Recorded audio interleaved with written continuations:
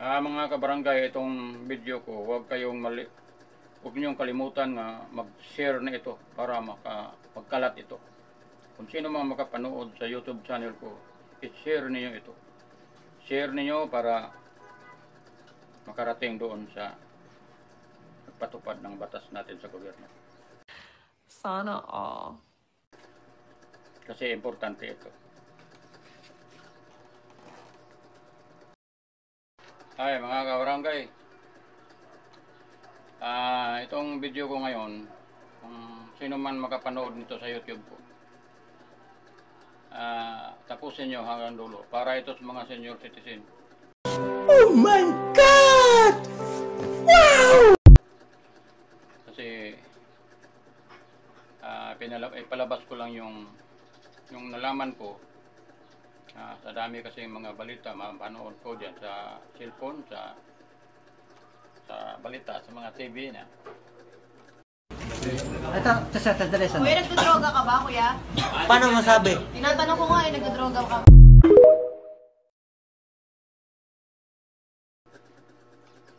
Mga senior daw, pagdating ng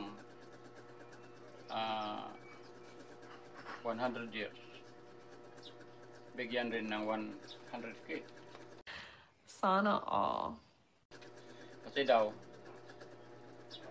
para matuwa, masaya, saka makapamasyal, makakain ng magandang masarap na mapagkain yung mga matanda nga nag-edad ng 100 years.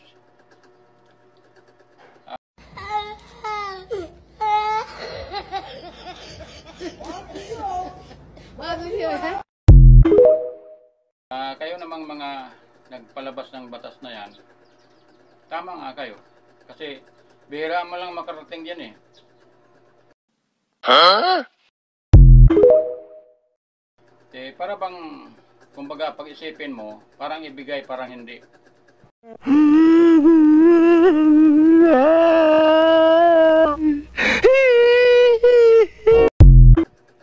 Diba? Tsaka, pag halimbawa ngayon, may nakarating man dyan, sinasabi niyong sumaya, makapamasyal, makakain ng husto. Sa palagay niyo ba, maramdaman yan sa matanda na edad ng 100 years? Hindi. Dahil, ulyanin na yan.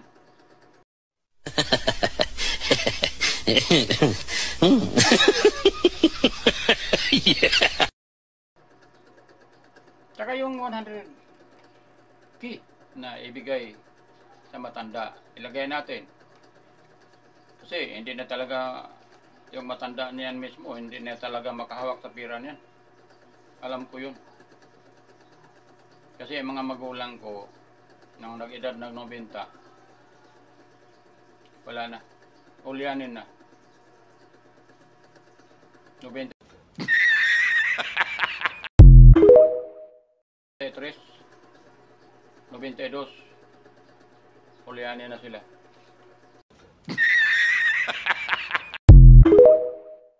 Hindi na nga ako kilala eh.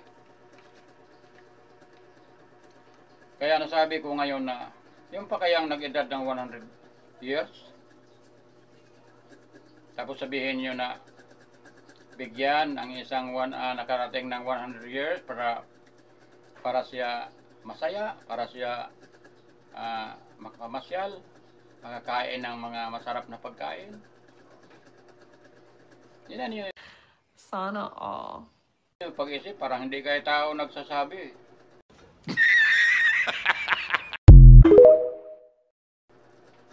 Kahit imagine mo lang, sa sarili ninyo, ha? Parang hindi na nga kayo makarating dun eh. Ito, sandali. Kuya, nagdodroga ka ba, kuya? Paano masabi? Tinatanong ko nga, nagdodroga ka. Diba? Mali.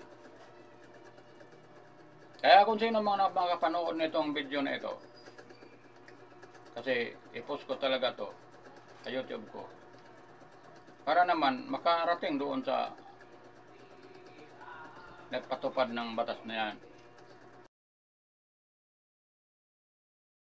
Wow naman! Wow! Wow! Saka itong mga senior citizen na nakarating ng mga nakaabot ng 60 o pataas. Kasi bihira nang makarating ngayon ng makaabot ka pa ng 90 mahigit.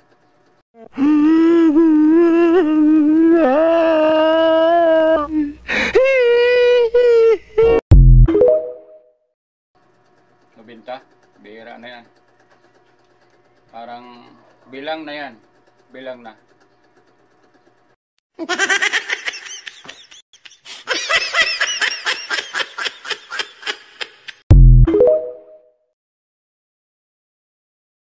Sa ngayong panahon nga, itong mga ngayon, yung mga bata pa ngayon, mahirapan na nga makarating yan ng 60.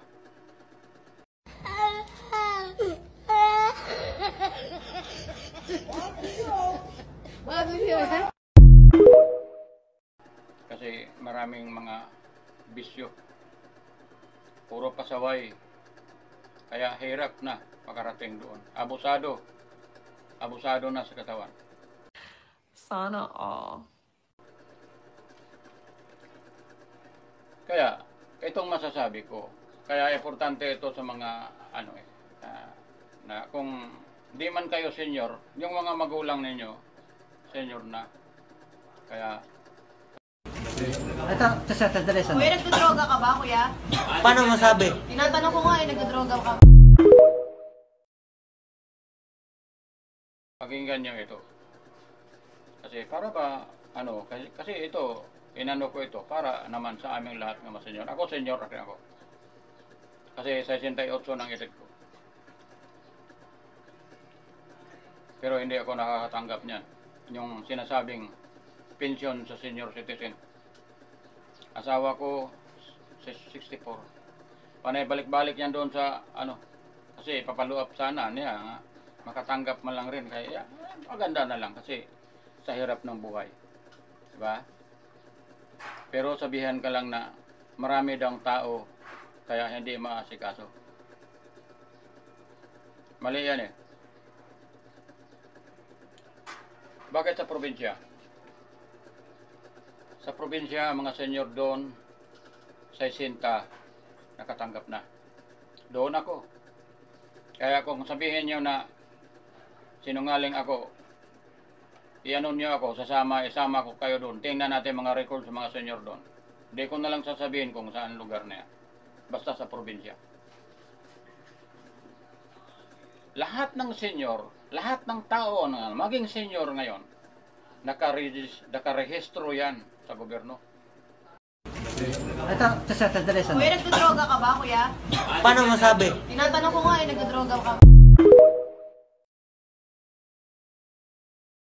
Ang ibig sabihin, may budget yan sila. Alam na ng gobyerno yan. Bakit ayaw ibigay yan?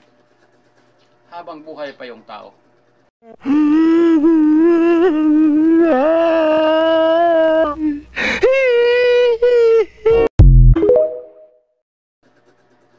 Kasi marami dito nagpapaluap. Laging nagpapaluap. Nangamatay na lang. Hindi talaga, kawawa.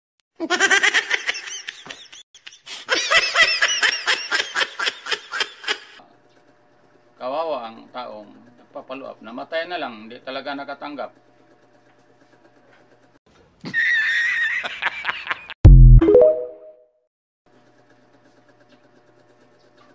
Kaya yan ang yan ngayon ang isip sa nakaupo dyan sa nanungkulan dyan sa ating gobyerno Bahala kayo. Total, mamatay man rin kayo. Sana all. Maawa naman kayo. Na habang buhay yung tao, sana na matanggap nila yung binibigay na pribilehiyo sa gobyerno. Yung gobyerno tama. Kasi binibigyan, sila ang nag-declare niyan. Ang problema ngayon, yung nakaupo sa gobyerno na puro corruption. Yan, totoo yan.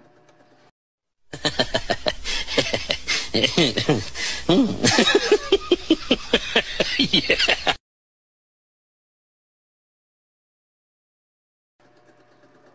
Kasi kung wala pa yung mga korupsyon na yan, siguro nakarating yan talaga sa mga taong nangailangan, katulad sa amin nga mga senyor. O ito pa, ang nagpensyon daw sa SS, hindi nila isali kasi may pensyon. Isipin nga ninyong mabuti. Yung pensyon nga, gipensyon sa mga senior citizen na may trabaho nung unang panahon. Yung sweldo nila nung una, didedaksyonan sa SS, didedaksyon, hanggat narating na kumpleto nila yung 120 month. Kaya nagpipensyon sila. Pondo nila yan sa SS na maging pensyon ngayon. Bakit? Sa gobyerno ba yung pera na yan? Oh, no, no, no, no.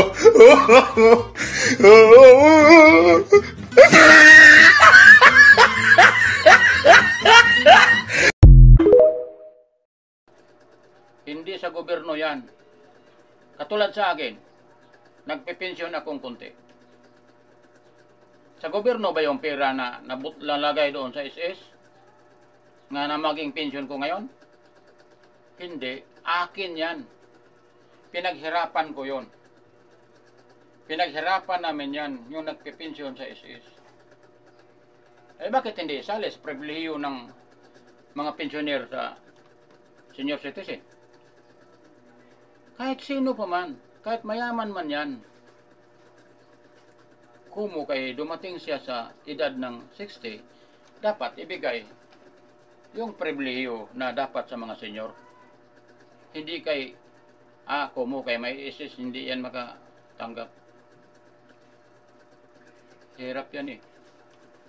Ang sarap ng pitikin ng ilong nyo eh.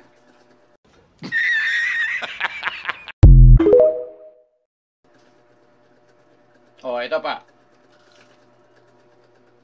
Yung kumpare ko noong unang taon, babalik-balik siya doon sa opisina. Kasi nagpapaluak eh. Ang resulta, tinignan sa computer, mayroon daw siyang purpose. Oh my God! Kaya hindi siya mabigyan. Sa dalawa silang nagsama. Ang isa nakatanggap kasi malapit-lapit siya doon sa presidente mga senyor eh. Ganyan dito eh. Ganyan tayo ngayon eh. Kung malapit ka, medyo kung sa Bisaya pa, dool ka sa luwag, madali kang masandok. Sana all. Ganyan yan. Dapat sana, yun namang nagdumala sa atin. Yan ay asikaso ninyo na yung lahat ng senyor ng lugar na yan, makatanggap yan. Kasi pribilehiyo yan. Hindi dapat may pinili.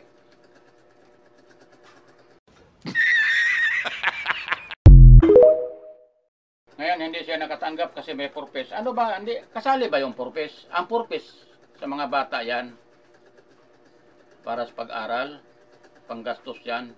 Pagdating na naman sa edad ng 19, wala na yan. Eh bakit isali yung purpose doon sa pension sa senior citizen? Yan, ngayon, hindi siya nakatanggap. Kawawa, umiyak na eh.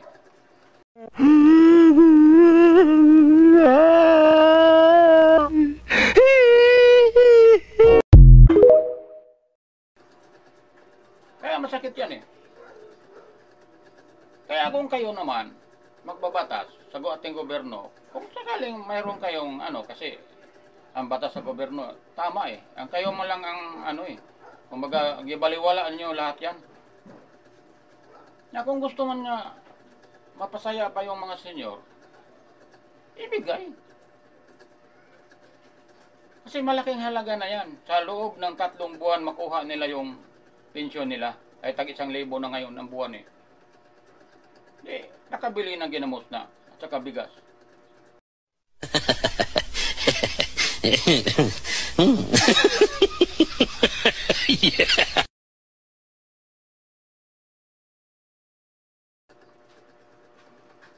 Hindi kayo sabihin na makarating ng 100 years, bigyan rin ng 100K, kaya para sumaya,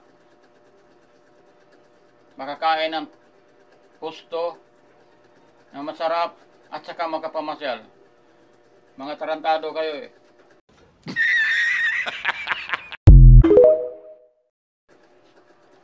Paano mayan makapasyal?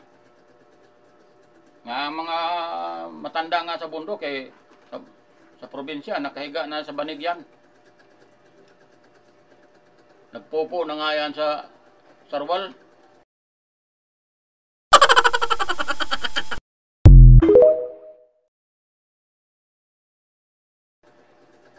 Maliban na sa mga mayaman, kasi may nag-alaga sa kanya. Mga katulong, nagtulak-tulak sa mga sasakyan. Sana all. Yung mahirap. Akala mo ba kung makatanggap sila, mahawakan pa yan sa matanda? Hindi. Nandoon yan sa mga anak o hindi, mga apo. O sa mga lahi niya na nandyan sila na lang nag-alaga. Bahala na yung matanda dyan. Bilihan lang na yan yung bigas na tapos lugawan lang yan. Papakain doon sa matanda.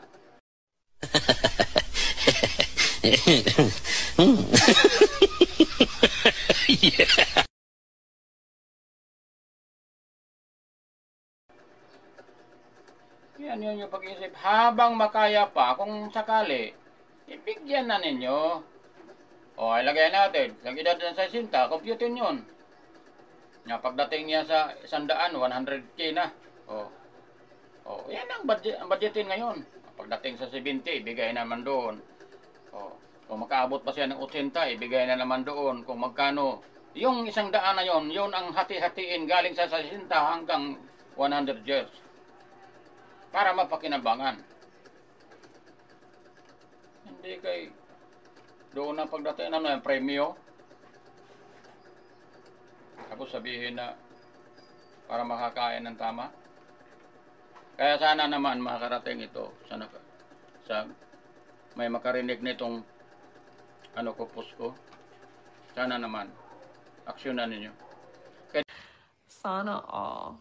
dito sa lugar namin, sa Manila, halos lahat dito. Mga senior dito, mamatay lang siguro, hindi makatanggap ng pribilehyo sa senior citizen pension. Yan ang totoo. Kasi, pag magpaluap ka doon, daming chichiburitsi. Di daw maasikaso, daming mga katuwiran. Kasi sa daming tao. Yan lahat ng senior, nakarehistro yan. Kaya may budget na yan siya sa gobyerno. Dito pa sa amin, bawat Lunes, ang mga senior, papuntahin pa doon sa barangay. Kasi nagbayang magiliw. Sana all. Hirap na nga maglakad, pupunta lang ang senior doon. Kapag hindi ka mag-report doon, wala ka. Di ka rin pansinin nila.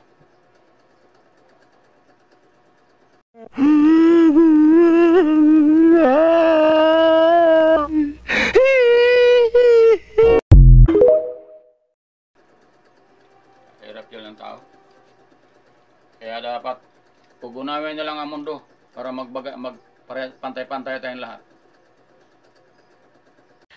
Sana all. Damay-damay na para matapos na lang yung mga kalokohan ng mga Pilipino.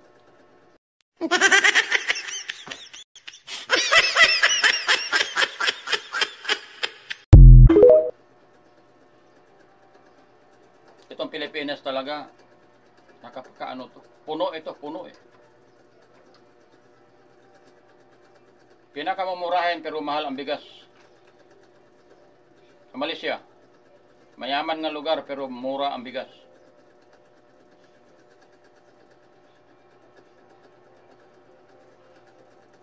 Kaya sana naman makarating ito sa ating gobyerno, no? Masungkal naman yung mga kalukuhan ng mga taong mga tamad. na nakaupo sa ating pamahalaan.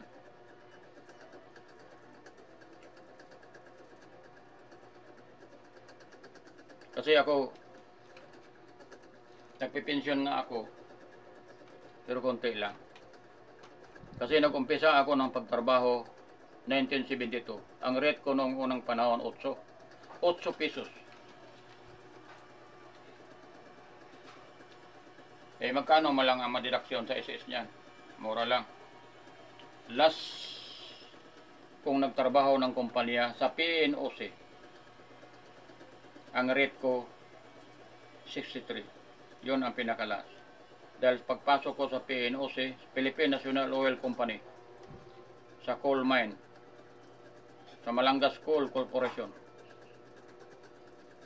Nakapakahirap ang trabaho namin doon kaya nandoon kami sa underground. Buong araw kami doon sa ilalim ng lupa. Yan, pinaghirapan namin yan.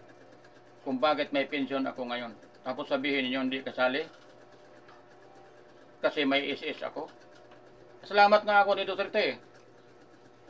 Kasi kung hindi na Presidente Duterte, hindi madagdagan ang pensyon ko. Kasi nagpadagdag siya sa pensyon ng 2,000. Pero siyempre ang korupsyon dito sa SS di maiwasan. 1,000 lang ang naproban. Ewan ko kung ituloy pa yung 1,000. Kailan pa kaya? Hindi na ako nag-asa niyan. Kaya malaki ang pasalamat ko kay Digong, sa ating presidente. Sa una. Tapos ang dami pang nagbati ko sa kanya na ayun, yun daw, kung ano-ano na lang. Hindi ba iniisip na si Duterte lang ang nakapa-increase sa sweldo ng mga sundalo at saka sa mga pulis? Oh my God! Diba? At saka yung mga kalukuhan medyo nasitol kunti. Pero ngayon, bumalik na.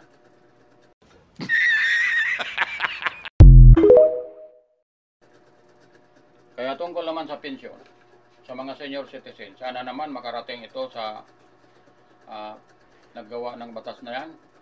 Mapansin niyo ito at saka aksyonan niyo ito. Kasi para Sana all. naman matikman sa mga taong senior citizen ngayon. At maraming salamat. Yun lang.